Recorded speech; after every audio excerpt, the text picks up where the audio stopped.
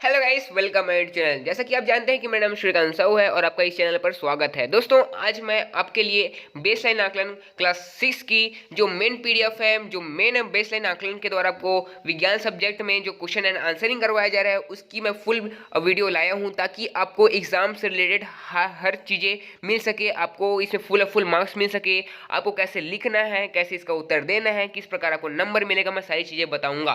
तो बात आती है नंबर की, तो कई विद्यार्थी जो है घबरा जाते हैं, उसमें आपको घबराना नहीं है।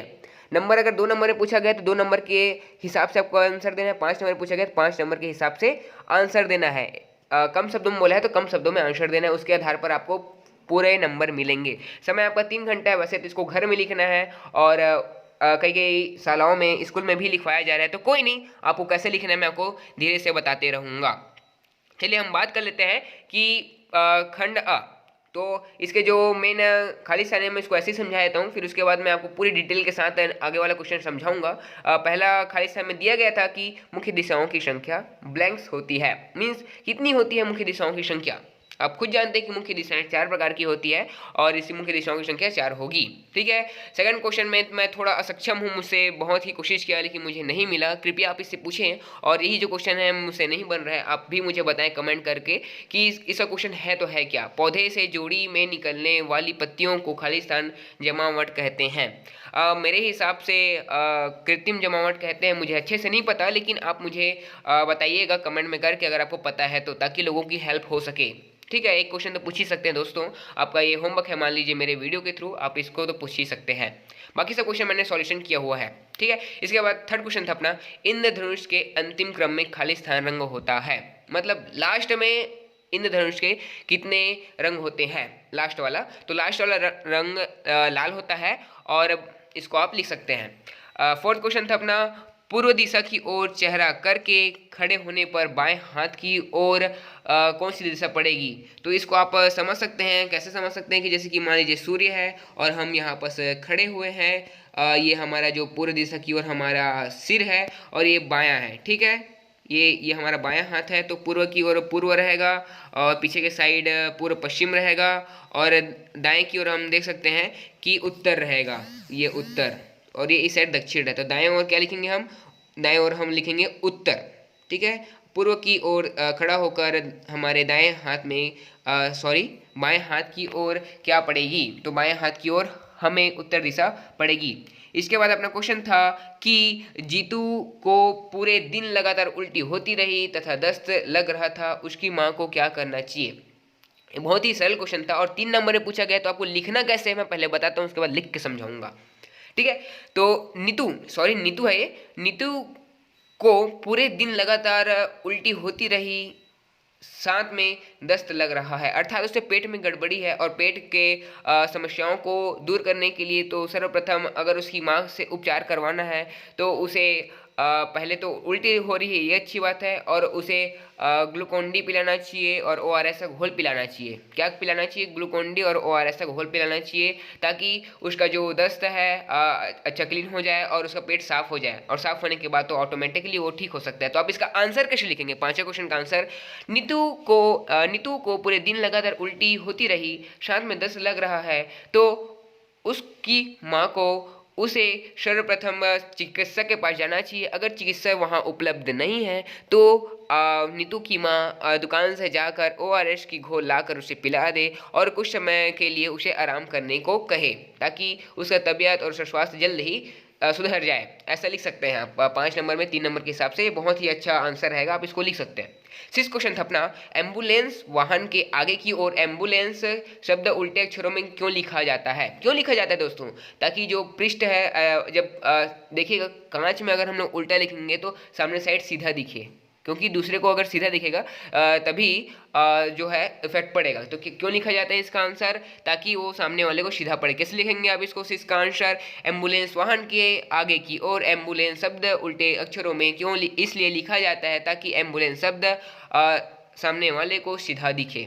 ओके। इसके बाद 7 क्वेश्चन था, जड़ कितने प्रकार के होते हैं। तो जड़ आपको पता है कि जड़ 2 प्रकार की होती है, एक मूसलाधार होती है और एक रेशेदार होती है। ओके।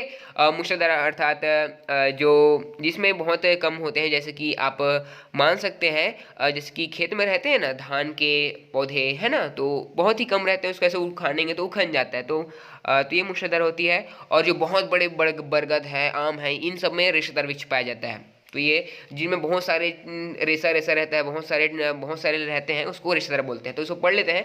धान के पौधे और आम के पौधे पेड़ में किस प्रकार के जड़ें, मतलब धान में है मूसला और आम में रेशेदार है। तो इसको आंसर कैसे लिखेंगे? जड़ें दो प्रकार की होती है, पहला है मूसलाधार, दूसरा है रेशेदार।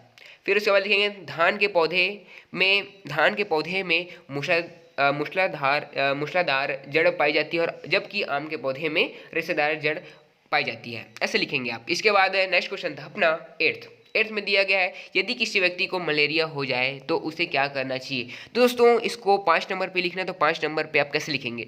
तो ऐसे लिखेंगे, यदि किसी व्यक्ति को मलेरिया हो जाए तो निम्नलिखित कार्य करना चाहिए। ओके। इसके बाद अब फर्स्ट टॉपिक डालेंगे। फर्स्ट टॉपिक में आप लिखेंगे कि मलेरिया जो है गंदगी के कारण और मच्छरों के काटने के द्वारा उत्पन्न होता है, इसलिए सर्वप्रथम आसपास के वातावरण को साफ करना चाहिए।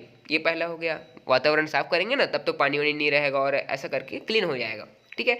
इसके बाद क्या रखेंगे कि सेकंड क्वेश्चन, कहीं पर भी पानी का जमाव नहीं होना चाहिए। जैसे कि कई कई जगह में पानी का जमाव होता है, तो उसके कारण मच्छर पनपते हैं, मच्छर के कारण मलेरिया उत्पन्न हो जाता है। ठीक है।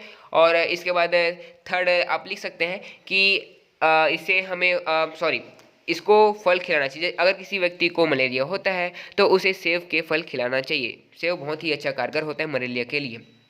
ठीक है। चौथा लिख सकते हैं कि मलेरिया है तो आवश्यक तौर पर चिकित्सक का सलाह लेना चाहिए और चिकित्सक के पास जल्द से जल्द जाना चाहिए। ठीक है। फिर लास्ट में पांचवा लिख सकते हैं कि खिचड़ी, दलिया, साबूदाना खाना चाहिए, क्योंकि ये उसके लिए बहुत ही अच्छा रहता है मलेरिया के पेशेंट के लिए। आप ऐसे लिख सकते हैं 5 टॉपिक में 5 नंबर आपको अच्छे से मिलेगा। दोस्तों बहुत ही मेहनत के द्वारा पढ़ा, उसके बाद बनाया। तो अगर आप तक कभी भी चैनल को सब्सक्राइब नहीं किया तो कर लीजिए, और साथ ही साथ हम इसके पीडीएफ भी देंगे। अगर आपको चाहिए तो आप कमेंट करिए, आपको मैं पर्सनल भेज दूंगा, ताकि आपको पीडीएफ मिल सके और सट से आप डाउनलोड करके आप लिख सकें। ओके। इसके बाद 9 क्वेश्चन था, दी गई तालिका को उदाहरण के आधार पर पूर्ण कीजिए। दी गई तालिका को उदाहरण के आधार पर पूर्ण कीजिए। तो स्थिति क्या है, घर्षण में क्या होगा और क्या हुआ। ठीक है। तो एक पढ़ लेते हैं। रेत पर चलेंगे तो क्या घर्षण होगा, बहुत सारा हमारे पैर पर घर्षण हो जाएगा। ठीक है। जैसे कि रेत पर चलते हैं ना, तो हमारा पैर ऐसा अनुभव करता है कि कुछ कुछ चुभ रहा है, हल्का हल्का करके, तो बहुत कम चुभ रहा है ऐसा। ठीक है। क्या हुआ, पाँव धंसने से चलने में कठिनाई हुई, मतलब रेत पर थोड़ा पाँव धंस जाता है तो चलने में कठिनाई होती है। ठीक है। केले के छिलके पर पाँव पड़ने पर तो क्या होगा कि घर्षण पर फिसल जाएंगे। ये हम घर्षण क्या होगा, चिकना जाएगा, और क्या होगा, फिसल जाएगा। हाथों की हथेली को आपस में रगड़ने पर घर्षण क्या होगा, आग प्रज्वलित हो जाएगी, मतलब आग की जलन की अनुभूति होगी, ऐसे लिख सकते हैं, जलन की अनुभूति। और क्या हुआ, तो हथेली गर्म हो जाना। ठीक है। फोर्थ क्वेश्चन है, सड़क पर चलना। सड़क पर सही घर्षण है, और इस पे चलने पर क्या होगा कि हम अपने मंजिल तक पहुंच सकते हैं, मतलब राह तक पहुंचना लिख सकते हैं। क्या हुआ, राह तक पहुंचना। पांचवें अपना फर्श पर गिरी हुई तेल, पाँव पड़ना, तो बहुत कम घर्षण होगा और फिर गिरने का डर रहेगा। क्या हुआ, गिरने का डर। ठीक है। छठवा है, सील बट्टे पर मसाले। सील जैसे कि हम चटनी उटनी पीसते हैं, तो मसाले वसाले पीसेंगे तो क्या होगा, तो घर्षण बहुत अधिक होगा, अधिक घर्षण लिख देना यहाँ पर, फिर मसाले का पीसना, बस सिंपल सा है। इसके बाद 10 क्वेश्चन था। 10 क्वेश्चन ही बहुत ही मजा आया। मैंने भी अपने विद्यालय का अवलोकन किया और उसका एक नक्शा बनाया, तो आप भी बनाइए। विद्यालय का अवलोकन करना अर्थात है उसके बारे में सोचना, उसके बारे में समझना, उसके बाद उसका एक नक्शा बना देना।